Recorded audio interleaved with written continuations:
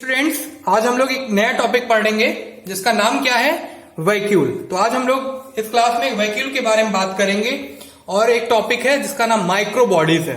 तो हम लोग इस क्लास में ये दोनों टॉपिक कवर करेंगे। तो ध्यान दीजिएगा, इसके पहले हम लोग पढ़ा गया क्या, लाइसोसोम के बारे में। उसके पहले पढ़ा गया माइक्रो बॉडी जैसे गोल्गी बॉडी के बारे में पढ़ा गया। ठीक है, तो आज हम लोग इस क्लास में पहले वैक्यूल के बारे में बात किया जाएगा, उसके बाद माइक्रो बॉडीज के बारे में समझा जाएगा। ठीक है, तो फर्स्ट ऑफ ऑल मैं सबसे पहले बताता हूं आप लोग को कि वैक्यूल, ठीक है, ये कहां पाया जाता है। वैक्यूल जो होता है ये कहां पे प्रेजेंट होता है। ठीक है, प्लांट में प्रेजेंट होता है या एनिमल में प्रेजेंट होता है। तो आप क्या बताओगे, तो बताओगे जो वैक्यूल होता है ये किसमें प्रेजेंट होता है, प्लांट में। ठीक है, याद रखिएगा। ठीक, अब अगर कोई पूछे आपसे कि बताओ कि इसको डिस्कवर किसने किया था, तो बोलोगे in plant vacuoles were discovered by Spallanzani. और कब किए थे, 1776 में। तो बता देना है इसको डिस्कवर किसने किया था, डिस्क्राइब। तो बोलोगे, क्या बोलोगे, स्प्लेंजानी ने। याद रहेगा, नहीं बोलना तो याद रखिएगा। ओके, अब सुनिए, कहता है ये जो होता है ना, ये नॉन लिविंग रिजर्वायर है। प्लांट का ये नॉन लिविंग रिजर्वायर है। ठीक है, प्लांट का जो सेल बाउंडेड होता है, सिंगल मेम्ब्रेन लाइक जो होता है, क्या क्या बोलना है, जो सिंगल मेम्ब्रेन लाइक होता है इस तरह से, उसकी बात मैं कर रहा हूं, आप लोग याद रखिएगा। ओके, भूलना नहीं है। इसको बोलते हैं हम लोग क्या, टोनोप्लास्ट। क्या बोलते हो, टोनोप्लास्ट। तो याद रखिएगा ये टर्म जरूर, वेरी इंपॉर्टेंट। तो वैक्यूल का मेम्ब्रेन क्या कहलाता है, समझो ये वैक्यूल है, इसके मेम्ब्रेन को हम लोग बोलते क्या है, समझो ये मेम्ब्रेन है, तो इसके मेम्ब्रेन को हम लोग बोलते हैं क्या, टोनोप्लास्ट। तो याद रखना है। ओके, क्या बोलोगे, टोनोप्लास्ट। तो वैक्यूल का मेम्ब्रेन क्या कहलाता है, टोनोप्लास्ट। ओके, देखो याद रखिएगा, टोनोप्लास्ट जो होता है ना, वो सेमी परमेबल मेम्ब्रेन होता है। ठीक है, तो याद रखिएगा, tonoplast is selectively semi permeable membrane. तो ये पॉइंट आप लोग लिख लेना है, जो मैं ये बोर्ड पे लिखा हूं, ये सब सारे पॉइंट आप लोग नोट कर लीजिएगा। ओके, याद रखिएगा। अब सुनिए, तो आप बता सकते हो टोनोप्लास्ट क्या होता है, एक बार रिपीट कर दे रहा हूं मैं। Tonoplast is selectively semi permeable membrane होता है। देखो, सेमी मतलब कि पूरी तरह से परमिट नहीं है।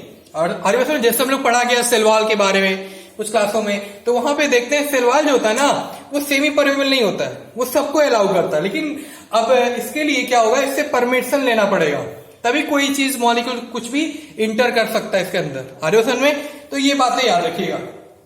तो वैक्यूल जो है, फिर मैं अगली बात अगर बताऊं आप लोगों से, ये ऑक्यूपाई क्या करता है, तो बोलोगे वैक्यूल जो है वो कंटेन क्या करता है, तो बोलना है आप लोगों को, वाटर कंटेन करता है, मिनरल कंटेन करता है, सेकेंडरी मेटाबॉलिक्स जैसे एंटीसायनिन, ठीक है, साइनिन, ये सब सारी बातें याद रखिएगा। तो याद रखना है, वैक्यूल में 90% सिर्फ वाटर होता है, वेरी इंपॉर्टेंट पॉइंट। ठीक है, देखो नेक्स्ट पॉइंट आप लोग देख पा रहे हो, they occupy more than 90% water volume of plant cell. Okay, तो याद रखिएगा, बताना है क्या बताओगे, वैक्यूल में 90% सिर्फ क्या पाया जाता है, वाटर पाया जाता है, और 10% में सारे। ठीक है, क्लियर हो रही मेरी बात। तो याद रखिएगा, प्लांट सेल का 90% जो स्पेस होगा, वॉल्यूम होगा, वो कौन ऑक्यूपाई करता है, तो बोलोगे वैक्यूल में। ठीक है, याद रखिएगा, नहीं भूलना। ठीक है, तो ये सारे इंपॉर्टेंट बात आप लोग क्या करोगे, याद रखोगे। क्लियर मेरी बात। यानी प्लांट सेल का जो वैक्यूल है वो बहुत बड़ा होता है। ठीक है, अगर देखा जाए उसका स्ट्रक्चर देखा जाए तो बहुत बड़ा होता है। ठीक है, 90% जो स्पेस है सेल का, प्लांट सेल का, वो कौन ऑक्यूपाई करता है, तो बोलोगे वैक्यूल करता है। फिर से रिपीट कर दे रहा हूं, वेरी इंपॉर्टेंट पॉइंट, और याद भी रखिएगा, भूलना नहीं है। क्या कि प्लांट सेल का जो वैक्यूल है वो बहुत बड़ा होता है, ये बात पहले याद रखना है। और क्या बोलना है, 90% जो स्पेस है सेल का, जो 90% स्पेस है ना, वो कौन ऑक्यूपाई करता है, तो बोलोगे, ठीक है, सेल का, प्लांट सेल का, वो ऑक्यूपाई करता है कौन, वैक्यूल। ठीक, प्लांट सेल में 90% जो स्पेस है सेल का, प्लांट सेल का, वो कौन ऑक्यूपाई करता है, तो बता देना है वैक्यूल। समझ रहे हो बात, बोलो ना, समझ में आ रही बात, तो याद रखिएगा। क्लियर, तो याद रखना है। तो मैं एक बार समराइज करा देता हूं आपको, कुछ पॉइंट्स याद रखने हैं। ठीक है, क्या देखिए जैसे मैंने बताया इसके बारे में, जैसे कुछ पॉइंट वाइज बता दे रहा हूं, वेरी इंपॉर्टेंट पॉइंट, ठीक है। देखो वैक्यूल साइटोप्लाज्म में पाया जाता है, ठीक है। वैक्यूल जो होता है वो साइटोप्लाज्म में पाए जाने वाला मेम्ब्रेन बाउंड स्पेस है। इनमें water, sap, excretory product and cell के अंदर जो यूजलेस है ना दूसरे मटेरियल्स भी होते हैं, ठीक। और वैक्यूल्स में पाए जाने वाले जो सिंगल मेम्ब्रेन पाए जाते हैं ना, जिसे हम लोग टोनोप्लास्ट बोल रहे हैं, ठीक है। इसे हम लोग क्या कहते हैं? टोनोप्लास्ट। याद रखिएगा, प्लांट सेल में ये सेल का 90% वॉल्यूम ऑक्युपाई करता है, ये बात मैंने बताया। प्लांट में टोनोप्लास्ट में कई आयन और क्या, ठीक है, मटेरियल को वैक्यूल के अंदर क्या पाते हैं, ट्रांसपोर्ट करने से हेल्प करते हैं। अरे समझ में, तो ये सब कई सारे ऐसे बातें हैं वैक्यूल में जो आपको पढ़ने थे, ठीक है। तो याद रखिएगा और इसको पॉइंट वाइज नोट डाउन कर लीजिएगा, ठीक है। मैं कुछ लास्ट पॉइंट में लिखा हूं, आप लोग देख पा रहे हो स्क्रीन पे, मैं लिखा हूं यहाँ पे, some other type of vacuole, ठीक है, are also reported in different group of organism like contractile vacuole, ठीक है, जो अमीबा में पाया जाता है, ठीक है। In amoeba help in excretion and food vacuole in the क्या मेम्ब्रेन ऑफ प्रोटिस्टा। आप लोग देख पा रहे हो, तो याद रखिएगा। तो ये सारे पॉइंट आप लोग याद रखिएगा, ओके। क्लियर हो रही है बात, ठीक। इतनी बात हो गई किसकी बात, तो बोलोगे वैक्यूल में, ठीक है।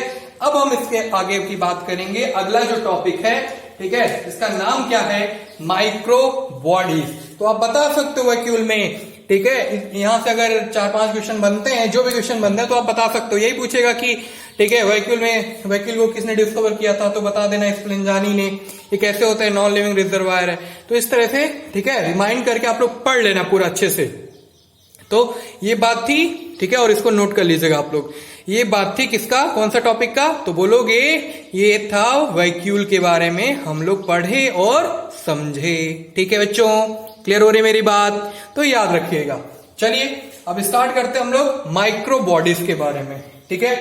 क्लियर मेरी बात, माइक्रो बॉडीज क्या होता है इसके बारे में अब हम लोग बात करते हैं, ओके ओके। कुछ पॉइंट्स ये लिखा हूं बोर्ड पे, अब हम लोग पढ़ेंगे माइक्रो बॉडीज के बारे में। तो मेरा अब हम लोग का जो टॉपिक है माइक्रो बॉडीज, अब इसके बारे में हम लोग बात करते हैं। तो ध्यान दीजिएगा आप लोग, जिससे बातें समझ में आ जाए।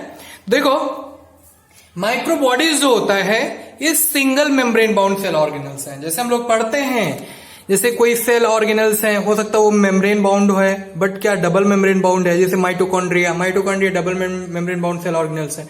तो जितने भी सेल ऑर्गेनल्स हैं सबका अपना अपना, कोई सिंगल मेम्ब्रेन बाउंड है, कोई डबल मेम्ब्रेन बाउंड है। तो ये सब सारी बातें हम लोग कर रहे हैं, ठीक है।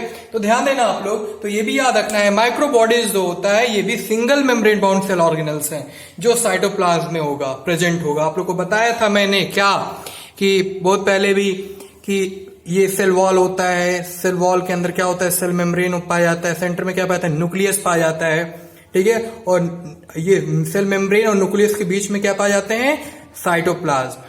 तो ये सब सारी बातें हम लोग कर चुके हैं पिछले क्लासों में। तो आप लोग को क्या करना है, ये सब सारी बातें हमेशा याद रखिएगा, ठीक, हमेशा टिप पे रहना चाहिए, जिससे जैसे पूछा जाए आप लोगों से तुरंत से जवाब दे सको उसको, ठीक है। तो याद रखिएगा। तो हम लोग बता लेंगे कि माइक्रो बॉडीज जो होता है ये single membrane bound cell organelles हैं जो पाए जाते हैं साइटोप्लाज्म में प्रेजेंट होता है। और ये कंटेन क्या करता है, तो बोलोगे क्या, बहुत सारे इंजाइम्स। क्या कंटेन करता है माइक्रो बॉडीज, तो सिंपल वे में याद रखिएगा ये बहुत सारे एंजाइम कंटेन करता है। जैसे बात करते हैं माइक्रो बॉडीज की बात करें अगर, तो पेरोक्सीसोम, ठीक है, क्या बोलोगे, तो याद रखिएगा पेरोक्सीसोम बात कर लो, ठीक है, ग्लाइऑक्सीसोम की बात कर लो, ठीक है, ये सब याद रखिएगा। लोमासोम की बात कर लो, ठीक मेरी बात, स्पेरोसोम की बात कर लो। तो याद रखिएगा क्या, कि कोई पूछे कि आप बताइए कि माइक्रो बॉडीज क्या कंटेन करता है, तो बोलना है बहुत सारे एंजाइम कंटेन करता है, जैसे लाइक स्पेरोसोम, ठीक है, पेरोक्सीसोम, ग्लाइऑक्सीसोम, लोमासोम। ठीक मेरी बात, ठीक। तो पेरोक्सीसोम हो गए, ग्लाइऑक्सीसोम हो गए, लोमासोम हो गए, यानी कुछ माइक्रो बॉडीज हो गए।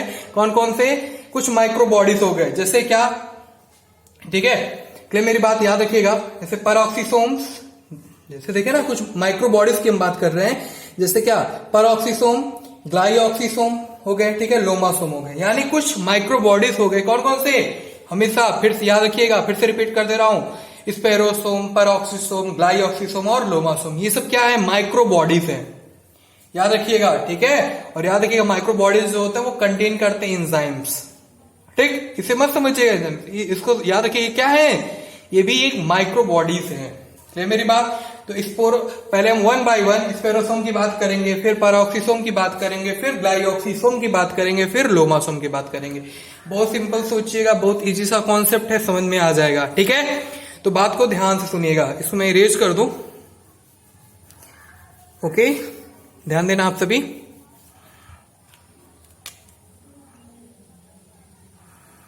इसको आप नोट डाउन कर लेना, लिख लेना इसको, ओके। तो देखो, अगर मैं पहला स्टार्ट करूं स्पेरोसोम, इसकी बात करते हैं, समझ लेते क्या होता है स्पेरोसोम, माइक्रो बॉडीज जो है। देखो स्पेरोसोम जो माइक्रो बॉडीज है, स्पेरोसोम जो होता है ये लिपिड की सिंथेसिस करता है ना। तो याद रखिएगा स्पेरोसोम जो होता है ये लिपिड की सिंथेसिस करता है, ठीक है। और ये ब्रेक डाउन करता है किसका? लिपिड का, ऐसा में, ठीक। सिंथेसिस करेगा लिपिड का, और लिपिड का फिर क्या करेगा? ब्रेक डाउन करता है, ठीक है। और ये एंडोस्पर्म, आगे पढ़ाऊंगा कभी आपको, मेसोडर्म, ठीक है, एंडोडर्म, ठीक है, पढ़ा जाएगा आगे। तो ये क्या टिश्यू वगैरह में आएगा, ये सब सारी पॉइंट। तो एंडोस्पर्म में पाया जाता है, किसमें पाया जाता है? एंडोस्पर्म में, कॉटिलिडॉन में। देखो मैं आगे बताऊंगा, जो सीड होते हैं ना, कोई सीड हो सकता है मोनोकाट हो या डाइकाट हो, ठीक है, ठीक, जिसमें सिंगल कॉटिलिडॉन पाए जाते हैं उन्हें बोलते हैं मोनोकॉट सीड, ठीक। जिसमें, ठीक है, डबल कॉटिलिडॉन पाए जाते हैं। जैसे अगर मैं बात करूं, वो चना देखे हो आप लोग, ठीक है, चना को दो पार्ट में आप लोग डिवाइड कर सकते हो, ठीक है। तो ये डाइकॉट हो गए, मतलब कि जो चीजें हम लोग क्या है जिसमें दो कॉटिलिडॉन पाए जाते हैं, ठीक है। जैसे वीट में देखे, ठीक है, गेहूं में देखते हो ना, उसको भी हम लोग दो पार्ट में डिवाइड कर सकते हैं, उसमें दो कॉटिलिडॉन पाए जाते हैं। जैसे एप्पल की अगर मैं बात करूं, है ना, किसकी बात? एप्पल वगैरह की अगर मैं बात करूं, तो आप लोग याद रखना उसको भी हम लोग दो पार्ट में डिवाइड कर सकते हैं, मतलब कि उसमें क्या होते हैं? दो कॉटिलिडॉन पाए जाते हैं, तो उसको हम लोग बोलते हैं डाइकॉट सीड। तो इसी तरह से बात किया जाएगा आगे की कुछ क्लासों में, हम लोग वहां पे समझा जाएगा सारी बातें, क्लियर मेरी बात, याद रखना है। तो याद रखिएगा ये एंडोस्पर्म में पाया जाता है, कॉटिलिडॉन में पाया जाता है, सेल सीड के, ठीक है। इतनी बात आप लोग को क्या करना है, याद रखिएगा, ठीक है। तो क्या, तो एंडोस्पर्म में पाया जाता है, कॉटिलिडॉन में। दूसरा क्या, परऑक्सीसोम कंटेन करता क्या? परऑक्साइड, क्या बोलोगे बताओ? तो बोलोगे परऑक्साइड प्रोडक्शन करता है, ठीक है। तो आप लोग परऑक्सीसोम समझ रहे हो, जैसे मैंने अभी बताया, ये बात होगी किसकी? स्पेरोसोम की, ठीक। अब परऑक्सीसोम में मैं क्या बोल रहा हूं आप लोग समझना। तो हम लोग ये समझ लिए और बता भी लेंगे कि स्पेरोसोम होता क्या है, ठीक। अब हम लोग बात करते हैं दूसरा जो पॉइंट में लिखा हूं, दूसरा जो माइक्रो बॉडीज जो होते हैं, दूसरा वो क्या होते हैं? परऑक्सीसोम। तो बात को समझना आप लोग, क्या मैं बोल रहा हूं, ठीक है। देखिए दूसरा जो परऑक्सीसोम जो कंटेन करता है परऑक्साइड प्रोडक्शन, क्या कंटेन करता है? Peroxide production. देखो परऑक्साइड ब्रेकडाउन एंजाइम पाया जाता है, परऑक्साइड में ब्रेकडाउन एंजाइम्स पाया जाता है, याद रखिएगा, ठीक है, क्लियर मेरी बात। और जो ऑक्साइड ब्रेकडाउन एंजाइम है उसे बोलते हैं हम लोग क्या? कैटालिसिस, याद रखिएगा, क्या बोलते हैं हम लोग? कैटालिसिस, बस याद रखना है सारी बातें, ठीक है। अब बात करते हैं हम लोग ग्लाइऑक्सीसोम्स की बात कर लेते हैं। देखो ग्लाइऑक्सीसोम जो होता है ये जनरली पाया जाता है फैटी एसिड में, याद रखिएगा, फैटी एसिड, ठीक है, जनरेटिंग सीड में। किसमें? फैटी एसिड जनरेटिंग सेल में ग्लाइऑक्सीसोम बता देना है क्या कि ग्लाइऑक्सीसोम जो होता है वो इन्वॉल्व होता है, ठीक है। आगे बात करेंगे भी, ग्लाइऑक्सीसोम जो होता है वो जनरली पाया जाता है किसमें? तो बोलोगे फैटी एसिड में, जनरेटिंग सीड में, आया समझ में? तो याद रखना है ग्लाइऑक्सीसोम जो होता है ये इन्वॉल्व होता है किसमें? तो बोलोगे आप लोग लिपिड टू कार्बोहाइड्रेट में। क्या? लिपिड टू कार्बोहाइड्रेट, ठीक, कन्वर्जन में, सीड जर्मिनेशन के दौरान। कब? सीड जर्मिनेशन के दौरान। तो वहां पे इसका बहुत बड़ा रोल होता है, वो सब पढ़ा जाएगा, आगे समझा जाएगा, बस आप लोग इंट्रोड्यूस कर दे रहा हूं, आप लोग याद रखिएगा इसका मतलब क्या होता है, जो भी माइक्रो बॉडीज हम लोग देख रहे हैं वन बाय वन, ठीक है, याद रखिएगा। अब बात करते हैं हम लोग लास्ट वन इज, ठीक है, लोमासोम की बात कर लेते हैं, ठीक है। तो लोमासोम क्या होता है इसके बारे में जान लेते हैं। तो सिंपल सी बात, लोमासोम जो होता है ये सैक लाइक स्ट्रक्चर होता है। कैसा लाइक स्ट्रक्चर होता है? ऐसे सैक लाइक स्ट्रक्चर होता है कुछ, ठीक है, याद रखिएगा।